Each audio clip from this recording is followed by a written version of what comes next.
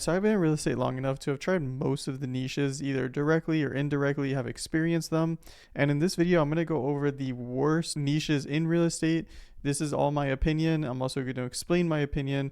And by niches, I mean ways of making money in real estate. So the worst ways of participating in the real estate industry. That's what I mean by niches.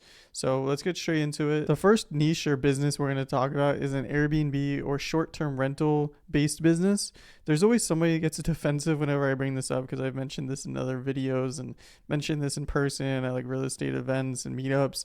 And somebody always tries to like debate me on this because I've managed Airbnbs for years. Yes, you will make money on Airbnb or any short-term rental app, but your whole entire money and livelihood is contingent on the app and an algorithm, which I don't like. And I realized that at some point in my entrepreneurial experience that if I am relying on this to make money, I don't want to have it in control by an algorithm. Like I want to be in control of how much money I'm making to an extent. Another reason why I don't like Airbnb is there's too many people involved, and I learned the more people involved, the more potential for issues. And with Airbnb, or I'm going to say Airbnb, but like short-term rentals, you have a lot of humans. You have cleaners, you have guests, you have handyman, you have like me involved. Like there's just a lot of people involved, and if one person messes up, like a handyman messes up on a repair, or the cleaners don't repair in time, or the guests suck, which is very common, then you're kind of screwed, and it's hard to recover from that. One bad review from a guest and your whole entire listing can be removed, which happened to me. Like I would have like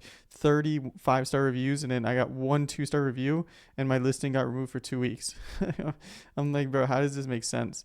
And it's mainly because the Airbnb and Verbo, the star system isn't correct. Let's say a guest leaves you a 4-star review. In the head of the guest, they're leaving you a 4-star review because 4 stars is good. It's like, oh, 4 stars. I'll give him 4 stars because he did a good job, but he has room for improvement. That's what people say. But in Airbnb, a 4-star review is like failing. Anything below 5 stars is failing. And it's just like tough to express this to guests, especially older guests that don't understand like how that works. So like that was a constant issue that I was battling. Another thing is the Airbnb and Verbo support are just the worst, like the worst. I thought of like a funny joke where it's like fantasy football league should have its league punishment, like a person who comes in last place, and the league punishment is trying to resolve an issue with the Airbnb support system. That's funny. That's a funny joke. I feel like it's such a niche joke. I will give a disclaimer that I know a lot of people killing it. I have friends in Miami that have like really nice Airbnbs. And if you get to like a certain price point, then you can do really good. But I think anything like between like $80 to $300 is kind of like that bad price point. And then anything over like 300 to like 500 to 1,000 is really like where it's good, because anything under 300, you're just getting like a lower quality guest that has high expectations. But I remember last year when I was looking at it and I like ended my Airbnb and made it into like a normal rental, I was the only Airbnb on the street. And the next thing I know, there's like 4 Airbnbs on the same street, and all of their houses are looking nicer than mine. Dang, I can't compete with that. I would rather make less money and have less work. It's just how I am. And also, I don't even want to get started on this, but Airbnb arbitrage, worst business ever. Do not do that business, in my opinion. Business number 2 is going to be a property management company. Profit margins are very slim. 10-15% is usually what a property management company is making from the landlord to manage it, which sounds good, but on the high end, that's like what, $400 on average, probably $200. So that 10 to 15%, you're making $200 a month. And it's just a lot of work that's needed for $200 a month. Anything with like a lot of people involved is a lot of work. And this business is like just straight people. Like this is just people. Tenants who can be like illogical or just like crazy tenants, bad tenants. You have like managing handyman, which can suck. They could say that they're doing the job and they never show up. Plumbers, electricians, communication with the owner. The owners having all these expectations, the tenants aren't paying, the handyman aren't going out. Like there's just a lot of things that can happen, and explaining to owners like unexpected repairs, and then listening to tenants complain about the owner. I don't know, I'm rambling, but it's just too many people involved. The margins are super slim. There's also a reason why so many landlords complain about property managers being bad. That's a common complaint. Ever talk to a landlord that's a property management company, they'll say how bad they are. I would mention as like a counterpoint that this is contingent on the location and the property type. And I'm speaking pretty broadly about how it's like bad and how it's terrible to manage, but like it depends. Like if you're managing like a multi-million-dollar property, I'm assuming it's probably easier just based off of the quality of the tenant. You're probably making more money by like the percentage base. And it's like the same thing as like an Airbnb, where like the Airbnb lower price points is just a lower quality guest, unfortunately. So you'll probably never catch me owning a property management company. Not a huge fan, not something that I would recommend anybody get into, especially if you're new. The third niche or business we're going to talk about is a call center. And I know people who have started these and quit. A lot of people I know actually started call centers and quit. Once again, it falls into the bucket of managing people and how managing people kind of sucks.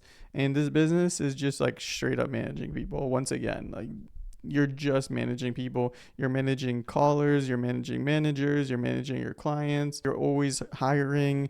It's just like notorious in these countries that call center jobs like suck. Like the turnover is hefty, to the systems, to having constant lead flow, having a good product, having fresh phone numbers, and always having like new data and stuff.